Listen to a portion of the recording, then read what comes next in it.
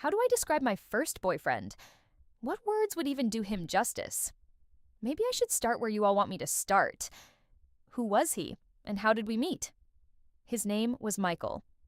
I met him right after finishing high school. I know some of you might think that was late to get a first boyfriend, but that was my timeline. Besides, in many African homes, that was still considered early.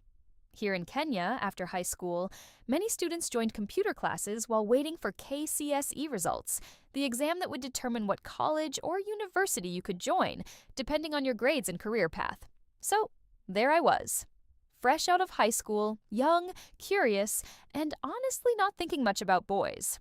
I enrolled in computer classes in a nearby town.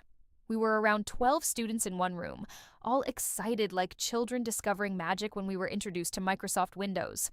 That's the thing about those days. We were behind in technology. But to us, computers felt like stepping into the future. After classes, we all got to know each other, talking about which schools we came from and promising to meet again the next day. By the second week, we were more comfortable with the computers. Some students arrived early or stayed late just to explore. We were fascinated. How could one small machine do so much? By then, I had started noticing Michael. We exchanged small greetings here and there. Nothing serious.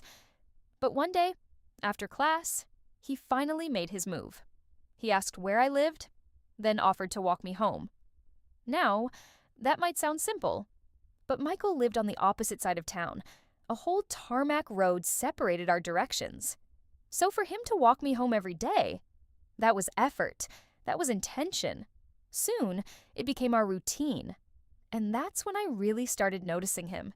Michael had a rich chocolate complexion, sharp sideburns that ran all the way down his jawline, and striking red eyes, which I would later learn the reason for. He was slim, stylish, and loved oversized Timberland boots. Back then, Jamaican dancehall culture had taken over Kenya, and Michael embraced it fully. He dressed exactly like Popcan. If you know, you know. Being around him became exciting. Every time he was near, I felt something new waking up inside me. Though we had both finished school the same year, Michael was 2 years older than me. He had repeated a class at some point, which made him seem more experienced, more mature. Unlike me, he had dated before. He once told me about an older woman who had left him for her HR manager. He said it broke his heart. But then he looked at me and smiled. He told me everything changed the day he met me. Then one afternoon, standing just outside class, Michael said he had grown to love me, and he wanted me to be his girlfriend.